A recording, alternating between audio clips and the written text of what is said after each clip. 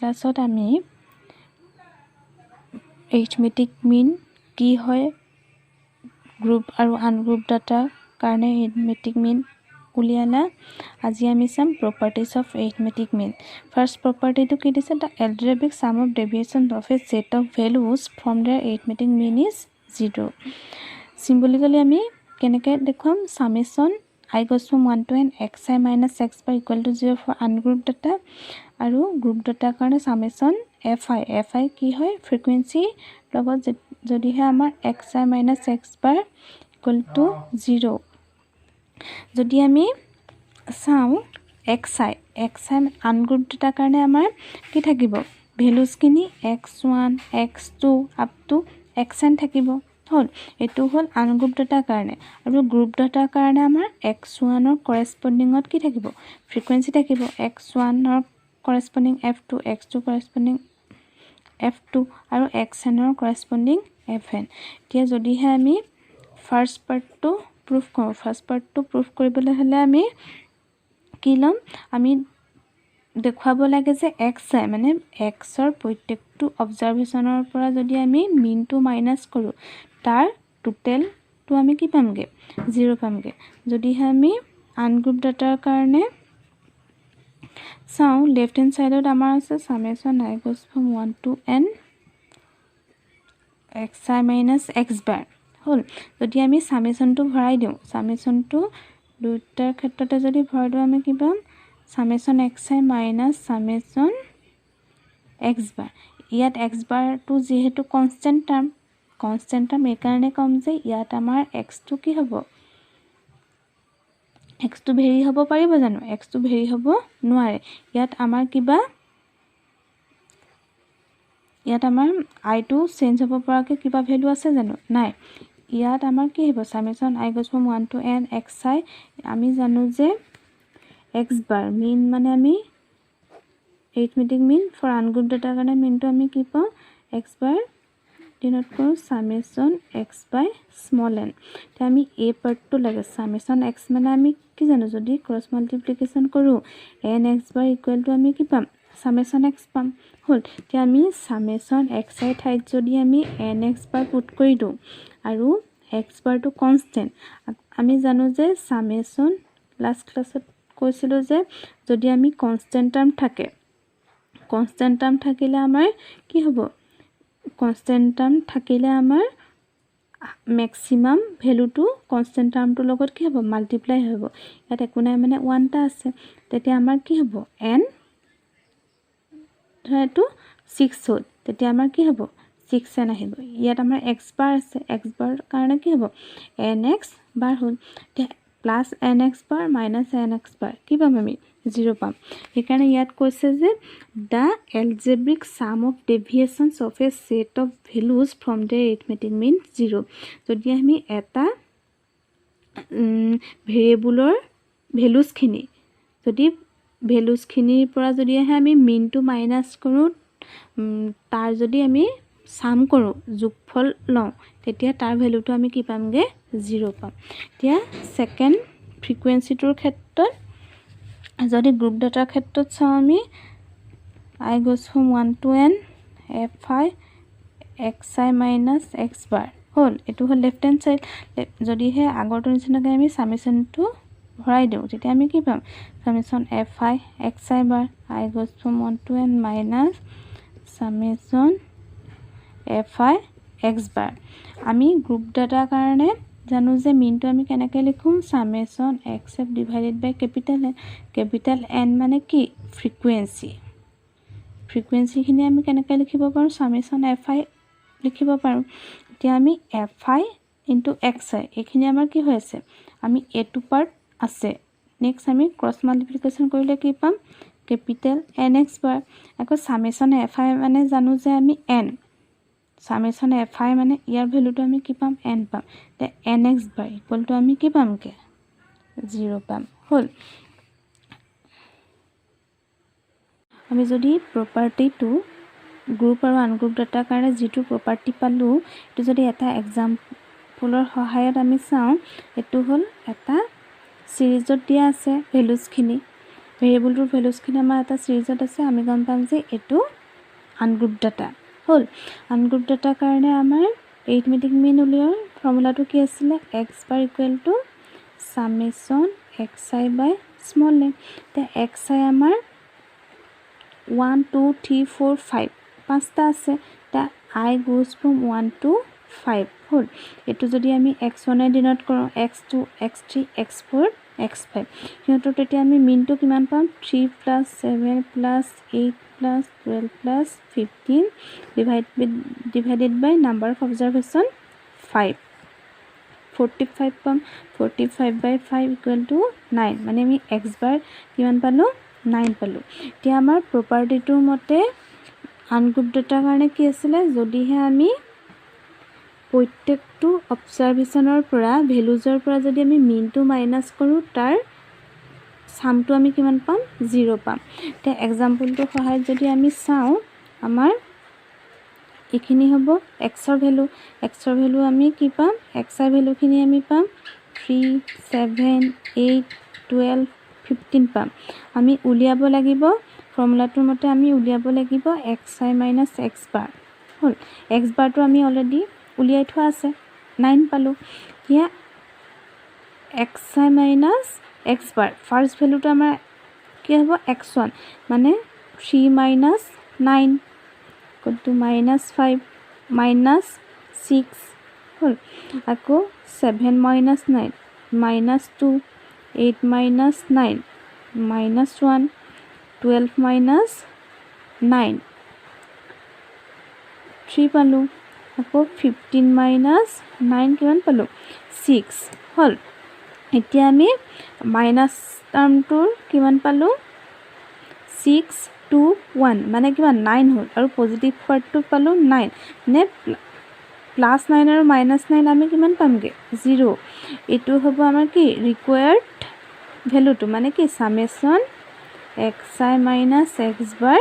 equal to আমি 0 পালো I goes from 1 to 5 হল এটো আনগ্ৰুপ ডাটাৰ কাৰণে প্ৰপাৰ্টি প্ৰুফটো আমি এটা এক্সাম্পলৰ সহায়ত আমি দেখুৱালো আমাৰ প্ৰপাৰ্টিটোত কি কৈছে if each observation from a given set of n observation is increased or decreased by a এটো কি কৈছে constant then the mean is also increased or decreased by a যদি আমাৰ সেটটোত থকা অবজাৰভেশন বোৰৰ পৰা যদি হে এটা কনস্ট্যান্ট টাৰ্ম ইনক্ৰিজ বা ডিক্ৰিজ হয় তেতিয়া আমাৰ ৰিকোয়াৰ্ড মিনটো কি হ'ব ইনক্ৰিজ বা ডিক্ৰিজ হ'ব আমি মিনটো আমি কিহে ডিনোট কৰো n অবজাৰভেশনৰ x1 x2 up to xn টা অবজাৰভেশন থাকিব হল তাৰ আমি মিনটো আমি ডিনোট কৰো x বাই ডিনোট কৰো এটা প্ৰত্যেকটো লগতে আমি ফাৰ্স্ট প্ৰপাৰ্টিটো কি পাইছিলো প্ৰত্যেকটো অবজাৰভেশনৰ পৰা যদিহে আমি তাৰ মিনটো মাইনাস কৰো তাৰ যোগফলটো আমি কি পাম 0 পাম ইয়াত কৈছে যে প্ৰত্যেকটো অবজাৰভেশনৰ পৰা যদিহে আমি এটা কনস্ট্যান্ট টাৰ্ম ডিক্ৰিজ কৰো বা ইনক্ৰিজ কৰো বা প্লাস কৰো বা মাইনাস কৰো তেতিয়া তাৰ মিনটো আমি কি পামগে ইনক্ৰিজ তাৰ মিনৰ লগতো কি হ'ব কনস্ট্যান্ট টাৰ্মটো ডিক্ৰিজ বা ইনক্ৰিজ হ'ব তেতিয়া আমাৰ ফাৰ্স্ট টাৰ্মটোৰ লগত যদি আমি x1 টাৰ্মটোৰ লগত ইনক্ৰিজ বা ডিক্ৰিজ কৰো এটা টাৰ্ম a কনস্ট্যান্ট সেকেন্ড টাৰ্মটোৰ লগতো যদি তেনেকে আমি কি কৰো ইনক্ৰিজ বা ডিক্ৰিজ কৰো এটা টাৰ্ম আপ টু nth টাৰ্মলৈকে যদি আমি ইনক্ৰিজ বা ডিক্ৰিজ কৰো তেতিয়া এটা টার্ম আমি কেনেকৈ লিখিম x bar plus minus a হল তে আগৰ এক্সাম্পলটো আমি কি লৈছিলো আগৰ এক্সাম্পলটো যদি আমি চাও আমাৰ এক্সাম্পলটো সহায়ত চাও আগৰ এক্সাম্পলটো আমাৰ ভ্যালুজখিনি কি আছিলে 3 7 8 12 আৰু 15 ইহঁতৰ মিন আমাৰ কিমান আছিলে x bar equal to আমি 9 পাইছিলো এতিয়া প্ৰপাৰ্টি 2 মতে কৈছে যে যদিহে আমি কনস্ট্যান্ট টাৰ্ম প্ৰত্যেকটো অবজাৰভেশনৰ লগত প্লাস বা মাইনাস কৰো তেতিয়া আমি কি পাম মিনৰ লগত প্লাস বা মাইনাস হ'ব হল তে সাপোজ 3 লগত যদি আমি কনস্ট্যান্ট টার্মটো আমি 2 ধৰো তেতিয়া আমাৰ কি হ'ব যদি আমি ফাৰ্স্ট প্লাসৰ কাৰণে কৰো 3 + 2 7 + 2 8 + 2 12 + 2 15 প্লাছ 2 মানে আমি কিমান পালোঁ 5 9 10 14 আৰু 17 এতিয়া ইহঁতৰ আমাৰ মিনটো কেনেকৈ লিখিম x bar equal to 5 plus 9 plus 10 plus 14 plus 77 divided by number of observation 5 মানে আমি 55 by 5 equal to কি হ'ব 11 হ'ব হ'ল তেতিয়া আমি কি পাম 11 পালোঁ 11 পোৱাৰ লগে লগে আমি কম যে আমি কি কৈছিলোঁ যেতিয়া মিনটোৰ লগত আমি কনষ্টেণ্ট টাৰ্মটো প্লাছ কৰিলে আমি কি পাম ৰিকুৱাৰ্ড মিনটো পাম হ'ল এতিয়া আমি মিন পাইছিলোঁ ইহঁতৰ 9 ইয়াৰ মিন আমি 9 পাইছিলোঁ মিনটোৰ লগত যদি আমি কনষ্টেণ্ট টাৰ্মটো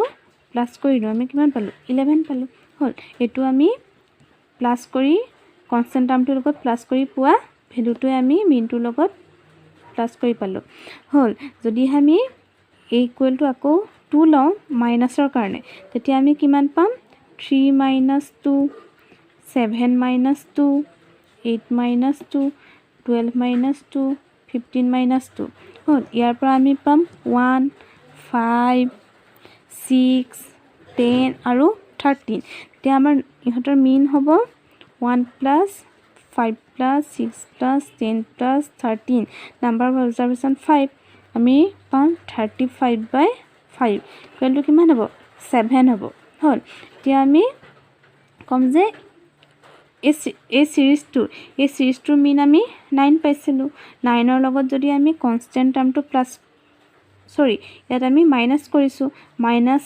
যদি কৰি দিওঁ তেতিয়া আমি কি পাম ইকুৱেল টু 7 পাম হ'ল এইটোৱে ইয়াত কৈছে যে if is observation from a given set of n observation is increase or decrease by a constant then the mean is also increase or decrease by a বুজি পালা আৰু এনেকুৱা ধৰণৰ এক্সাম্পল বুকত থকাখিনি কৰি পেলাবা আমাৰ প্ৰপাৰ্টি থিত কি কৈছে if each observation from a given set of n observation is multiplied or divided by a constant then the mean is also multiplied or divided by a আগৰটোত আমাৰ কি কৈছিলে প্ৰত্যেকটো অবজাৰভেশনৰ লগত যদি আমি কনষ্টেণ্ট টাৰ্ম প্লাছ কৰোঁ বা মাইনাছ কৰোঁ তেতিয়া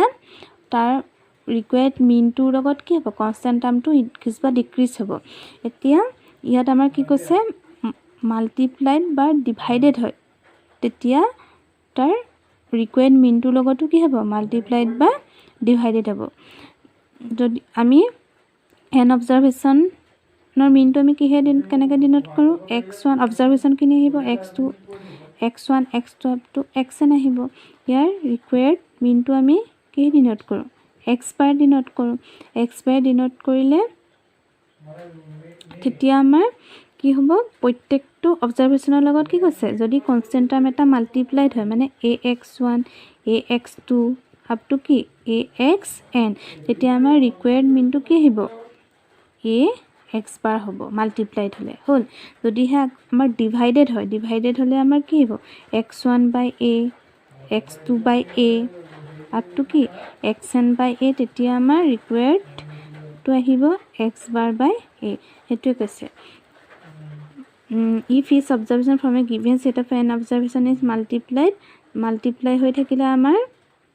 মিনটোৰ লগত কি হ'ব মাল্টিপ্লাইড হ'ব আৰু যদিহে ডিভাইড হৈ থাকে তেতিয়া মিনটোৰ লগত আমাৰ কি হ'ব ডিভাইড হ'ব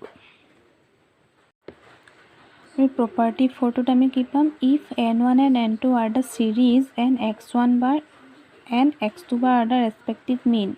of two series then the mean x bar of the combined series of sizes n1 plus n2 is given by x bar n1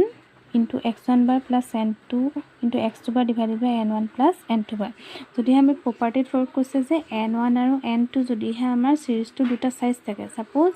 n1 টো যদি আমাৰ 7 হয় n2 টো 8 হয় তেতিয়া সিহঁতৰ আমাৰ ৰেসপেক্টিভ মিন আমি কি পাম n1 ৰ কাৰণে বেলেগ এটা পাম x1 বাৰ ডিনোট কৰিলো আৰু n2 অবজাৰভেশন কেটা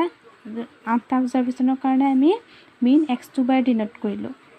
হল তেতিয়া আমাৰ কম্বাইনটো আমি কিহে ডিনোট কৰিম x বাৰ ডিনোট কৰিম কম্বাইন সিৰিজটো আমি মিন আমি কেনেকৈ পাম x bar equal to n1 first observation to আমি কিহে ডিনোট কৰিছোঁ n1 এ ডিনোট কৰিছোঁ সেকেন্ড অবজাৰভেশ্যনটো n2 এ ডিনোট কৰিছোঁ n1 to corresponding mean to x1 bar multiply হ'ব প্লাস আকৌ n2 অবজাৰভেশ্যনৰ ৰেসপেক্টিভ মিন টু লগত কি হ'ব মাল্টিপ্লাই হ'ব divided by total number of observation কো যদিহে আমাৰ কেটা কে সিৰিজলৈকে যায় তেতিয়া আমি যদি এক্সপান্ড কৰোঁ তেতিয়া আমি পাম n1 x1 বাৰ প্লাস n2 x2 বাৰ up to k nk xk বাৰ divided by number of observation আমাৰ কিমান টাইমছ থাকিব k টাইমছ থাকিব এটো আমি শৰ্টকাট আমি কেনেকৈ দেখাম summation ni into xi bar i goes from কি 1 to k লৈকে গৈছে হল divided by ni i goes from 1 to k যদি আমি এক্সাম্পলটাৰ সহায়ত কম্বাইন মিনটো দেখাওঁ তেতিয়া আমি কি পাম এক্সাম্পলটো দিছে देयर आर 50 স্টুডেন্টস আমাৰ স্টুডেন্ট আমাৰ কিমান আছে 50 টা আছে 50 স্টুডেন্টস আছে in a class of which 40 are boys এই 50 টা স্টুডেন্টৰ ভিতৰত আমাৰ 40 টা কি হয় বয়জ হয় লৰা আৰু ৰেষ্ট গাৰ্ড মানে টোটাল আছিল আমাৰ 50 টাৰে যদি 40 টা বয়জে হয় বাকি থাকিলে ৰেষ্ট গাৰ্ড আমাৰ কিমান হলগে 10 the averages weight of the class is averages means averages মানে means বুজাবো averages weight কি চাইছো আমি weight চাইছো of the class is 44 kg মানে average weight টু হৈছে গুটে ক্লাস টু মানে 50 টা স্টুডেন্টৰে weight টু আমি কিমান পাইছো 44 kg and average weight of the girls is 40 kg আৰু গার্লস খিনি আমি weight টু আমি কিমান পাইছো এভারেজ weight টু পাইছো 40 kg find da average weight of দা বয়স আমি weight কাৰ উলিয়াব লাগে এভাৰেজ weight টু বয়জ আমি এভাৰেজ weight টু উলিয়াব লাগে যদি আমি টোটাল আমাৰ 50 টা স্টুডেন্ট এটো যদি আমি n এ ডিনোট কৰোঁ হল n যদি আমাৰ 50 টা হয় তেতিয়া আমি বয়জৰ কাৰণে আমি কি ডিনোট কৰিম বয়জৰ কাৰণে যদি আমি n1 টু বয়জৰ অবজাৰভেশ্যন হয় আৰু n2 টু যদি গাৰ্লছৰ অবজাৰভেশ্যন হয় হল তেতিয়া আমি টোটাল n2 পাম আমি n1 প্লাস n2 মানে কি 40 প্লাস 10 এটো হল আমাৰ অবজাৰভেশ্যন টোটাল অবজাৰভেশ্যন n পালো তাৰ পিছত আমি চাব লাগিব যে averages weight of the class গুটেই ক্লাস টুৰ স্টুডেন্ট আছিল 50 টা কিন্তু এভাৰেজ মিনটো আমি কিহে ডিনোট কৰিম x বাৰে ডিনোট কৰিম গুটেই ক্লাস টুৰ মিন টুলিয়াই থোৱা আছে এটো দিয়া আছে আমাৰ 44 kg and averages weight of the girl x1 বাৰটো যদি আমি বয়জৰ এভাৰেজ weight টু চাও আৰু x2 বাৰটো যদি আমি বয়জৰ ফাৰ্স্ট আমি x1 বাৰটো যদি বয়জৰ চাও আৰু x2 বাৰটো যদি গাৰ্লছৰ চাও হল তেতিয়া আমি x2 বাৰটো আমাক দিয়া আছে 40 kg দিয়া আছে আৰু আমি উলিয়াব লাগে বয়জৰ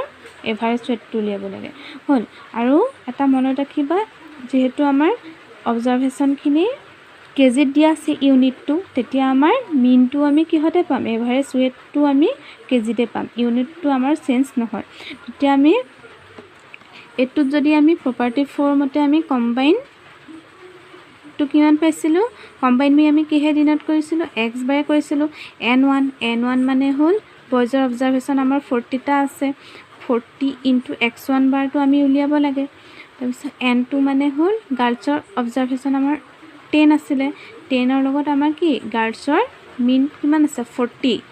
10 ইনটু 40 হল ডিভাইডেড বাই n1 প্লাস n2 মানে কিমান পালো 50 পালো হল তাৰপিছত x বাৰ আমাৰ মিন দিয়া আছে গুটে স্টুডেন্ট 50 টা স্টুডেন্টৰে মিন দিয়া আছে আমাৰ 44 আমাৰ এফালে লেফট হ্যান্ড সাইডে 44 আহিব হল ইয়াৰ পৰা আমি x1 বাৰটো ক্যালকুলেট কৰি উলিয়াব পাৰিম তোমালোকে বুজি নাপালে মোক কবা এটো এক্সাম্পল কিতাপত কৰা আছে আৰু এনেকুৱা ধৰণৰ এক্সাম্পলবোৰ তোমালোকে কৰি পেলাবা আৰু মই কিছুমান তোমালোকক হোমৱৰ্ক দিম হোমৱৰ্ক কিটা কৰি পেলাই মোক সোনকালে সাবমিট কৰিবা